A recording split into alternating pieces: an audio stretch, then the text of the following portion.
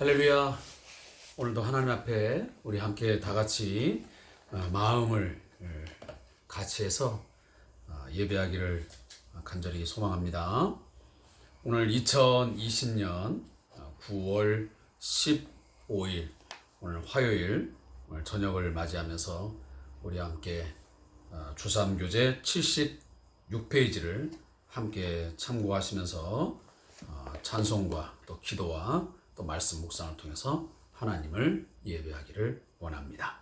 먼저 우리 찬송 276장 아버지여 이 죄인을 용납하여 주시고 우리 함께 찬양을 드리면서 하나님 앞에 나아가겠습니다.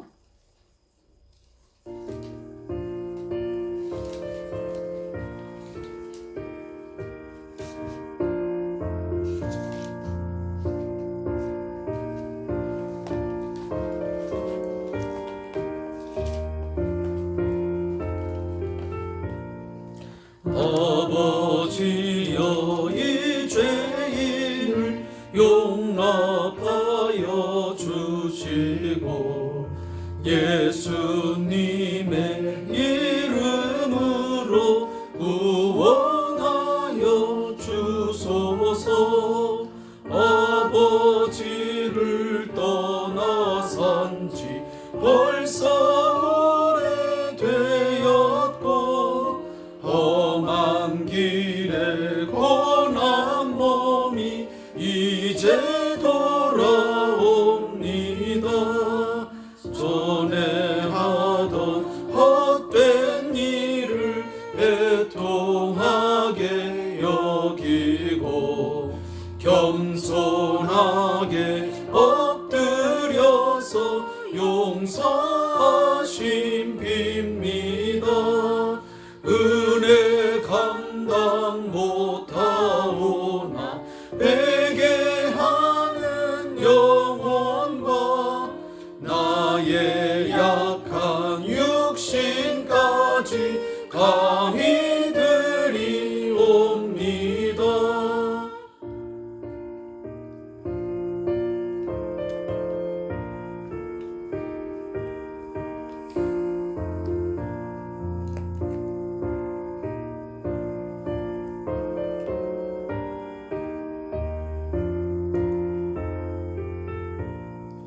나의 죄를 사하시려 주님 죽으셨으니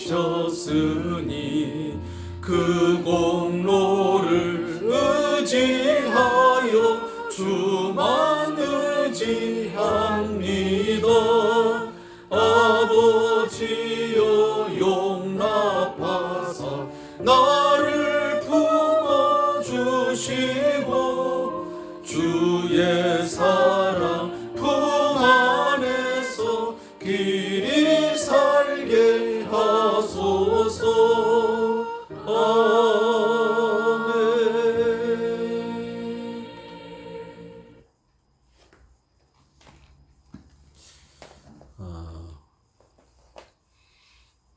이 276장은 찬송가 윗면에 조그맣게 글씨가 새겨져 있지만 회개와 용서라고 하는 주제로 쓰여진 찬송 시입니다.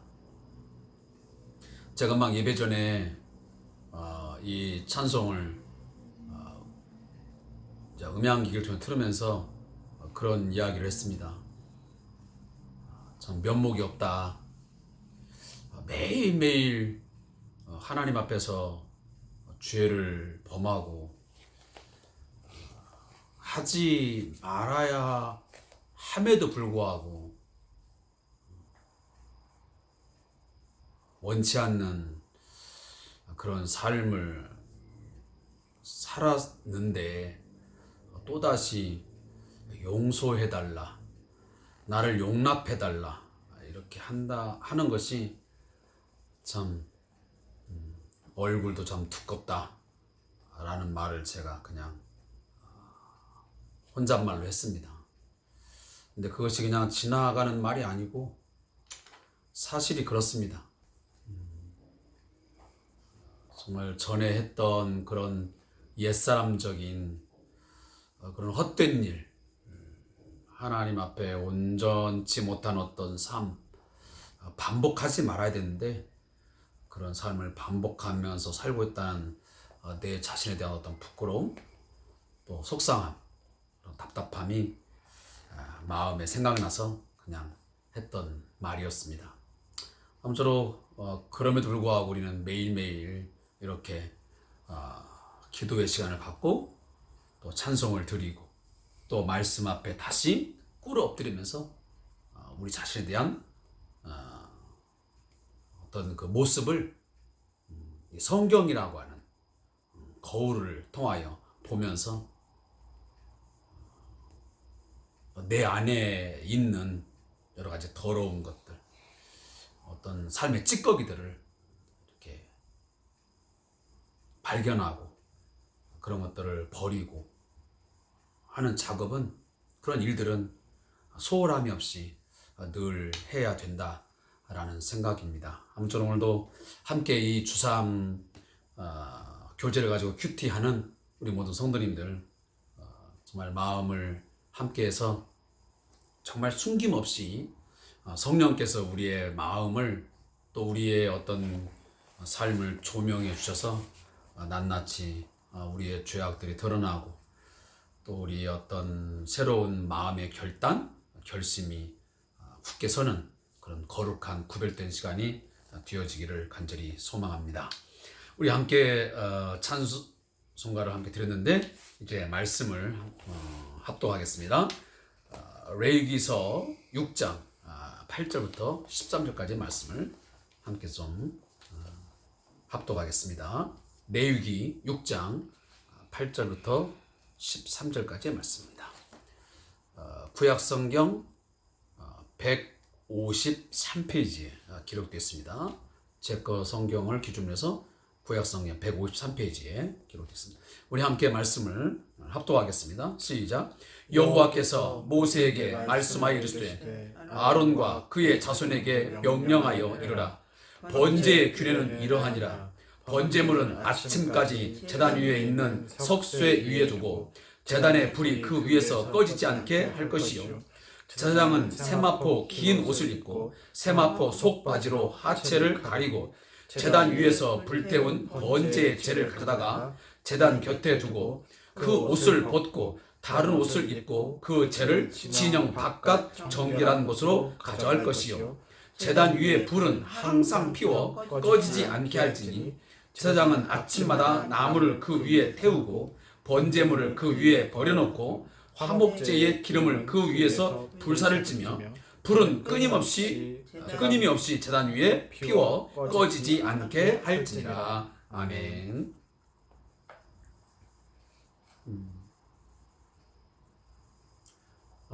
또다시 언급하는 그냥 간단한 이야기지만 레위기서는 우리가 쉽게 이렇게 읽고 내용을 파악할 수 있는 것은 결코 아닙니다.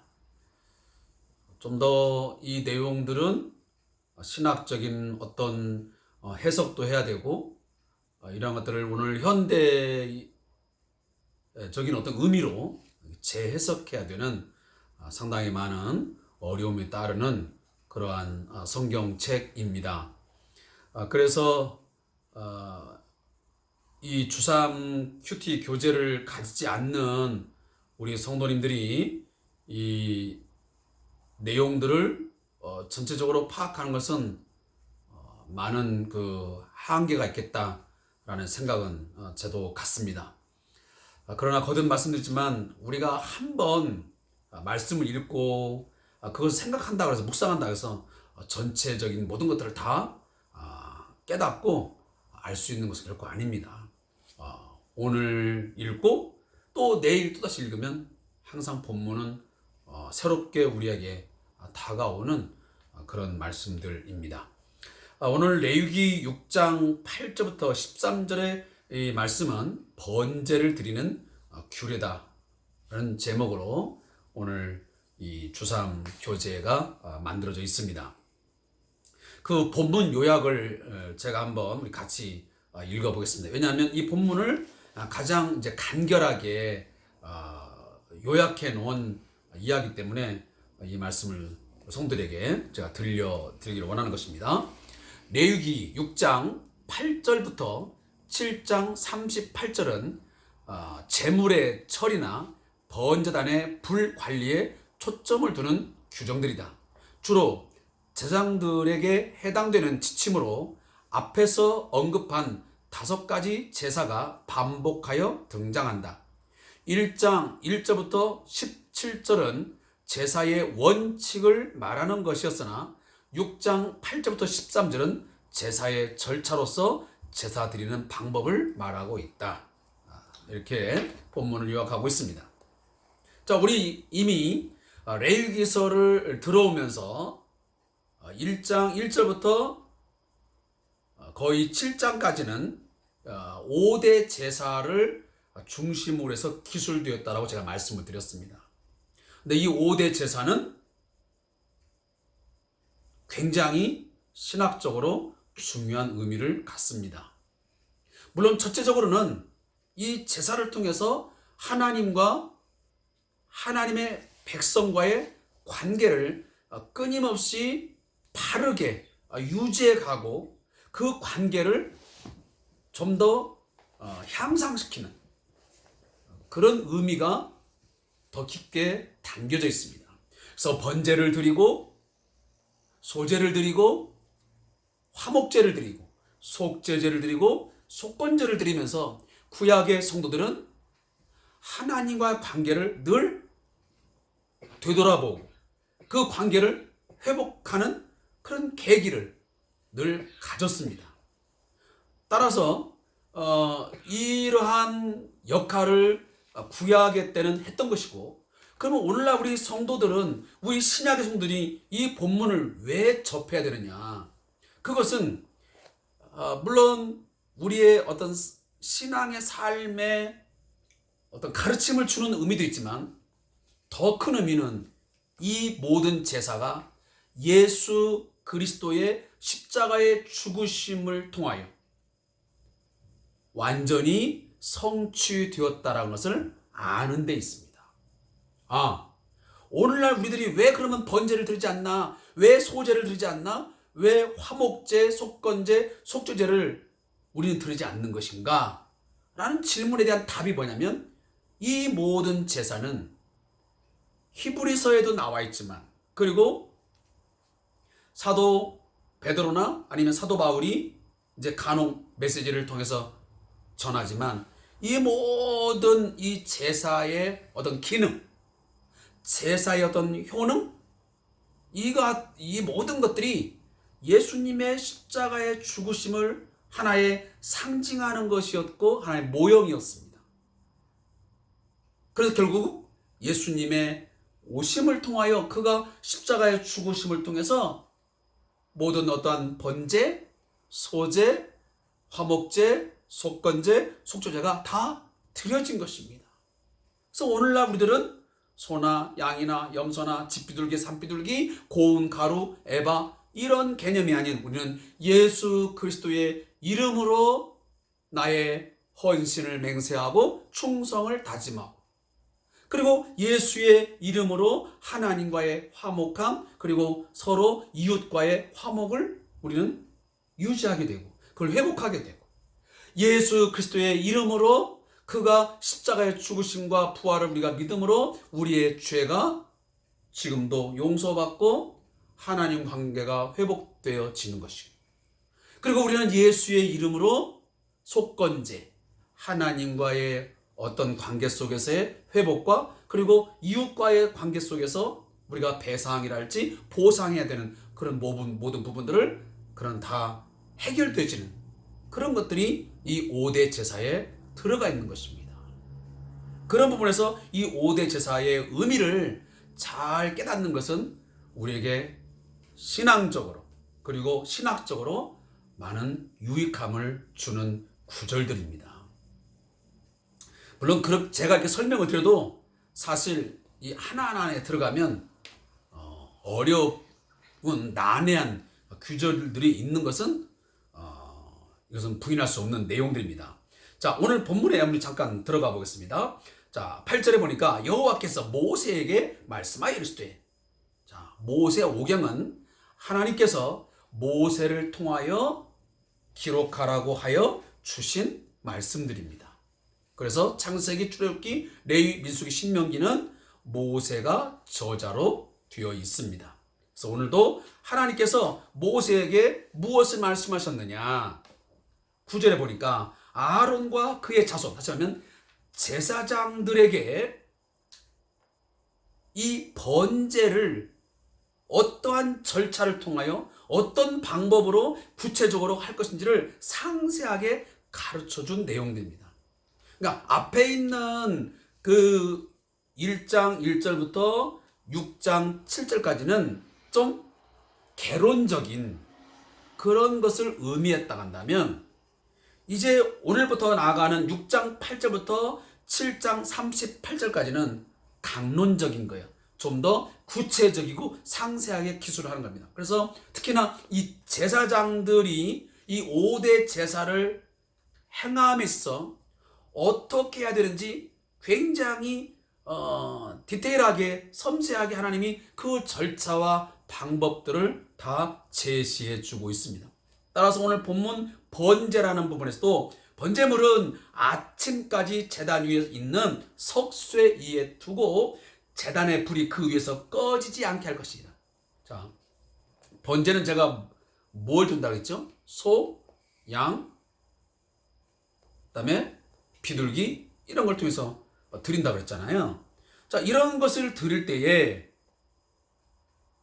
석쇠 위에다 두고 그 불을 지피는 겁니다. 근데 그 불을 지피는데 그 불이 만약 저녁에 불을 지폈으면 그 다음날 아침까지 꺼지지 말고 있어야 됩니다. 그리고 아침에 번제를 물을 올리고 그다음에 불을 지폈으면 저녁까지 불을 꺼지지 말아야 됩니다. 그래서 이 번제단은 항상 24시간 불이 꺼지지 않고 계속 불이 타오르도록 관리해야 되는 것이 이 번제단에, 다시 번제물을 올리는 그곳에 제사장들이 해야 할 일이었습니다. 특히 우리가 번제라고 하는 것은 영어로 우리가 보통 번트 오퍼링이라고 그래요. 이 번트라는 말은 뭐냐면 이 그 불에 탄, 뭐 소각된 이런 얘기야. 그러니까 불에 태워서 드리는 오퍼링, 다시 말하면 예물이에요. 보통 우리가 오퍼링 하면 이제 오퍼 그냥 바치다, 드리다 그런 거잖아요. 그러니까 우리 그 보통 주보에도 보면 봉헌 기도 아니면 봉헌 뭐 이런 것을 할 때 영어로 뭐냐면 오퍼링이라고 우리가 보통 기재를 하거든요. 바로 이게 불로 태워서 하나님 앞에 봉헌하는 제사다. 그래서 우리가 원트 오퍼링이다, 번제라 이렇게 기록을 하는 것입니다. 근데 이 번제를 할 때 제사장은 세마포 긴 옷을 입고 세마포 속바지로 하체를 가렸습니다. 자, 세마포는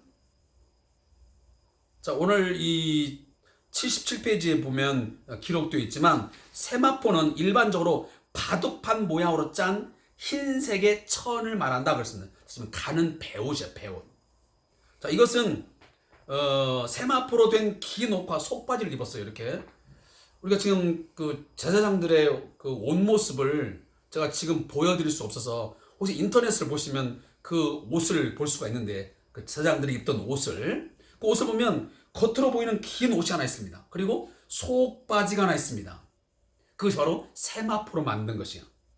가는 배옷입니다.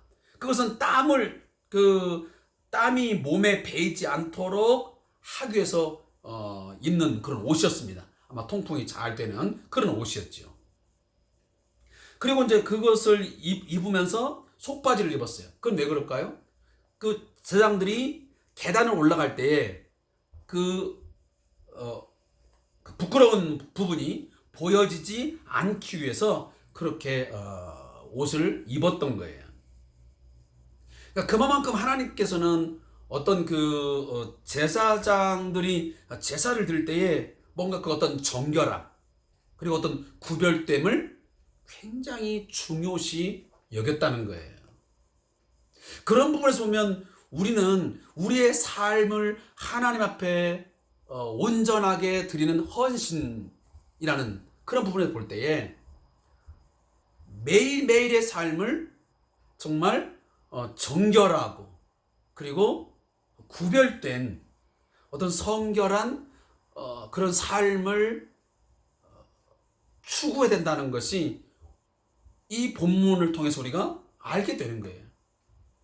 과거 제사장들이 하나님 앞에 나아가면서 끊임없이 뭔가 그 정결함, 어떤 더러움으로부터 어떤 그 분리, 그리고 어떤 시간, 어떤 방법, 장소 그런 것들을 늘 구별하잖아요.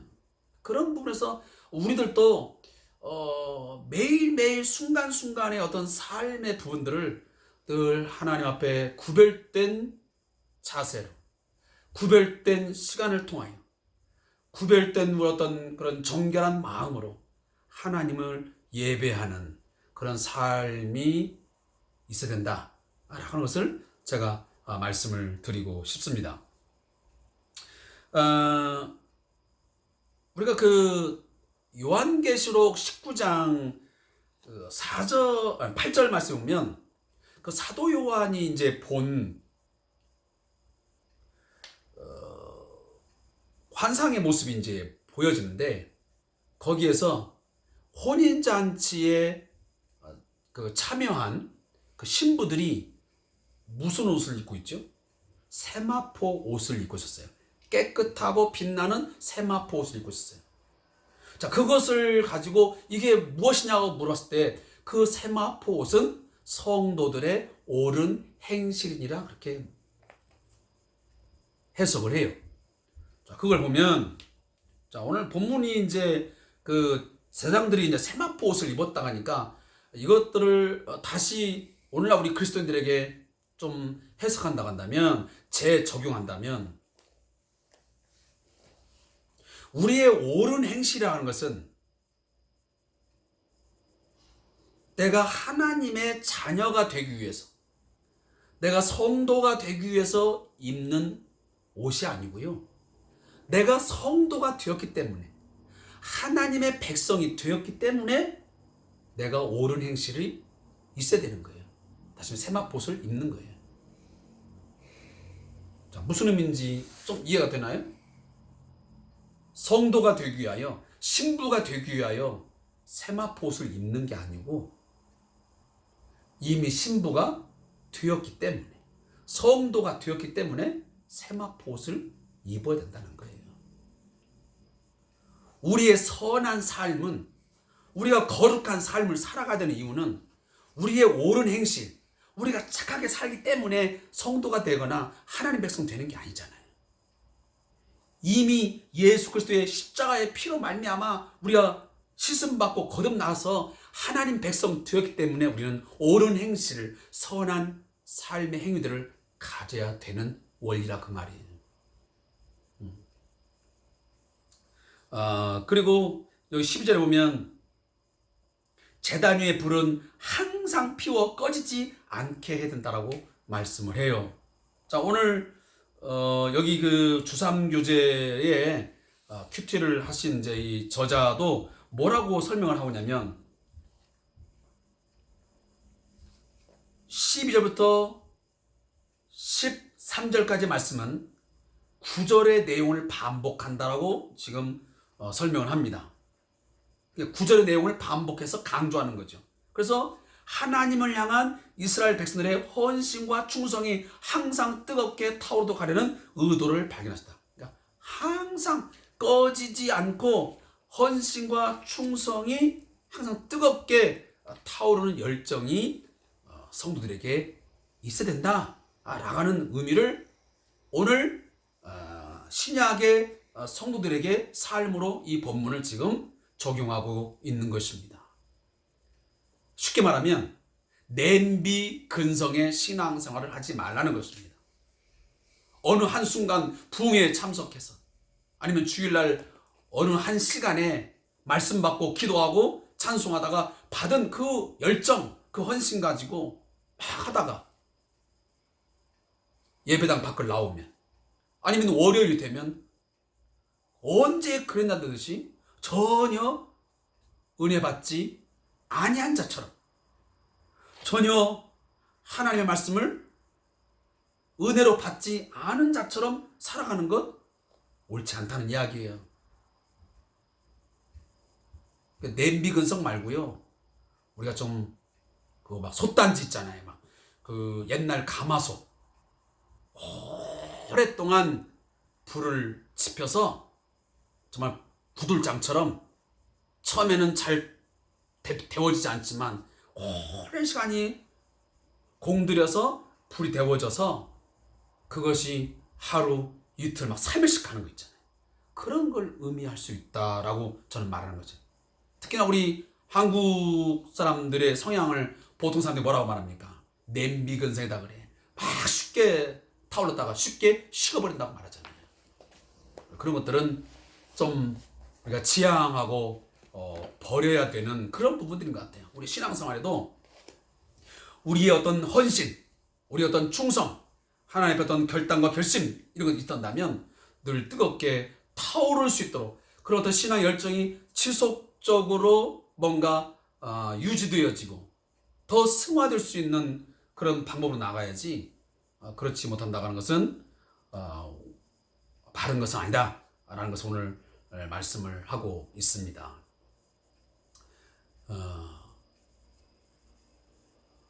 그런 분이 저도 이제 똑같은 것 같아요. 설교를 하고 주일날 뭔가 막 은혜를 끼치고 오면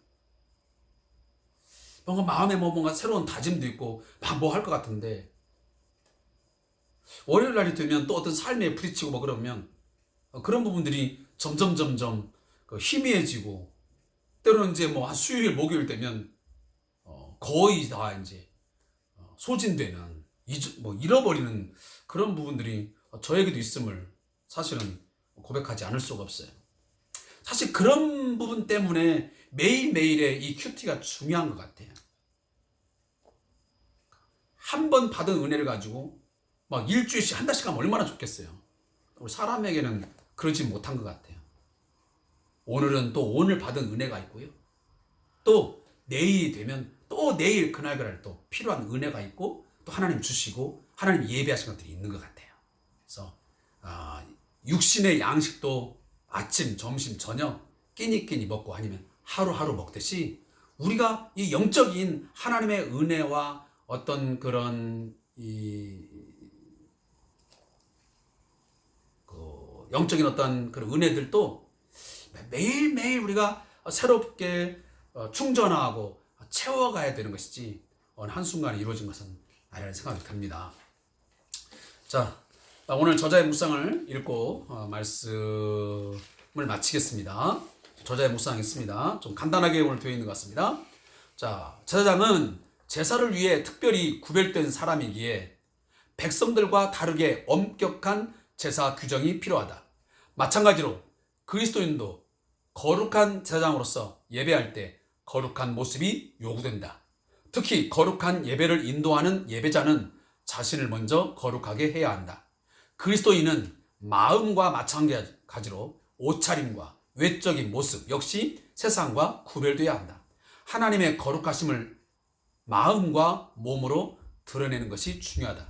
또한 그리스도인은 교회와 개인의 삶 속에서 성령의 불과 기도의 불이 계속 타오르도록 해야 한다. 기도와 말씀을 통해 우리 자신을 거룩한 사한 제사로 드리는 일을 지속해야 한다. 무릎 꿇는 하나님, 주님과의 교제가 늘 끊어지지 않게 하소서. 말씀과 기도로 항상 거룩하게 하소서. 아멘. 아무쪼록 우리의 신앙이 뭔가 지속적이고 잘 유지되어지고 좀 더 진보되어져 가는 뭔가 자라가는 성숙되어져 가는 그런 부분들이 늘 있기를 간절히 소망합니다. 기도하겠습니다.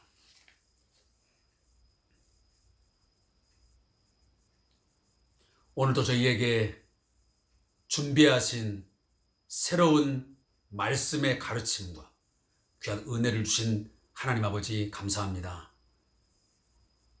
우리의 받은 바 은혜를 늘 잘 간직하게 하시고 또 주신 것들을 가지고 오늘보다는 내일이 또 내일보다는 모레가 더 성숙되어지고 더 발전된 그런 모습으로 하나님 앞과 사람 앞에 서 갈 수 있도록 인도하여 주시옵소서. 오늘 번제를 드리는 이 규례를 통하여 주의 말씀을 받게 됨을 감사합니다. 우리의 삶이 늘 하나님 앞에 끊임없이 헌신과 충성을 다짐하고 또 드려지는 삶을 살아가도록 인도하여 주시옵소서.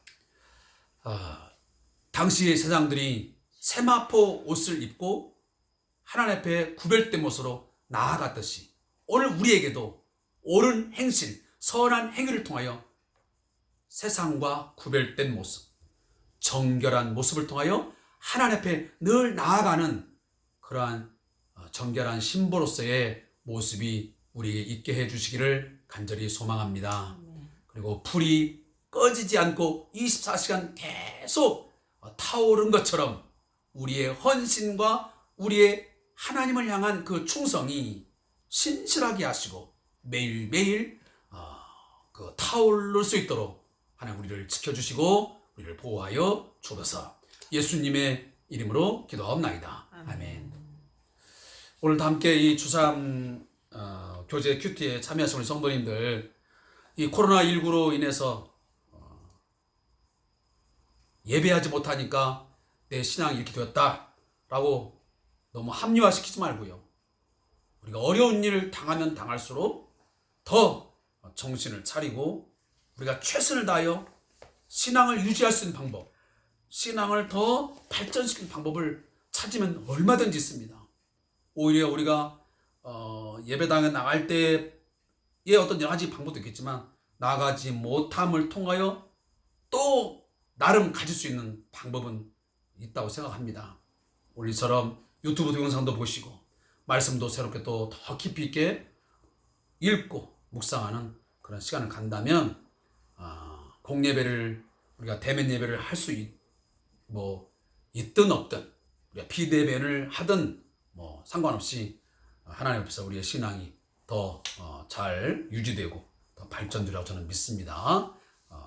오늘도 함께해 주셔서 성도님 감사하고 남은 시간 여러분의 신앙을 위해서 또 가족과 우리 교회와 나라와 민족을 삼기 기도하는 시간을 가지시고 이 큐티 시간을 맞춰주면 고맙겠습니다. 감사합니다.